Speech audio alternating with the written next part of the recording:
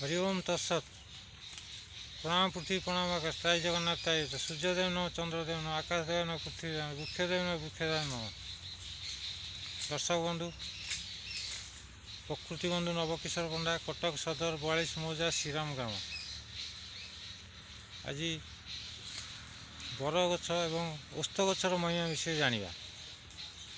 ये जो बरगछ आपण जानते, बरगछ प्रकृति होती माँ लक्ष्मी एवं ओस्त गछ होती प्रभु श्री नारायण।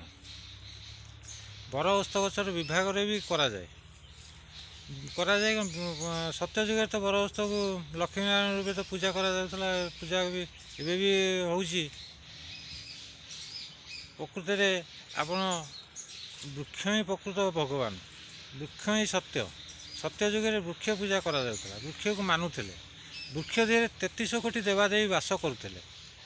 एवं ये जो वृक्ष बरगछ आपण देखुं ये सबुठ अधिका मात्रा ऑक्सीजन जोगाए।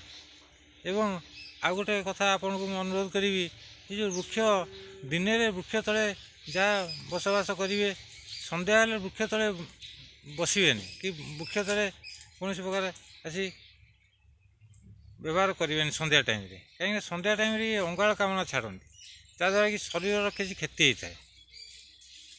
ये जो आज आपणकर जो पुराना खंडिया गोटे होती, आप जो ओस्त गछ छेलिकी नहीं गुंड करी रंधा नड़िया तेल व्यवहार करेंगे, बहुत जल्दी भल हो।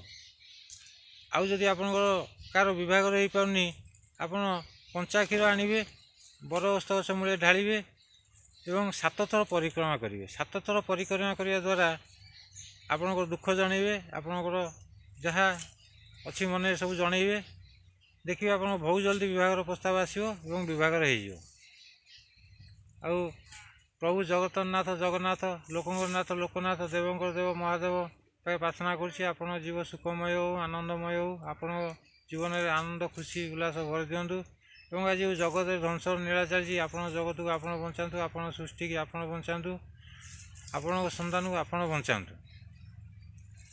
हरि ओम तत्सत। ओम शांति। सत्यर जय, असत्यर विनाश।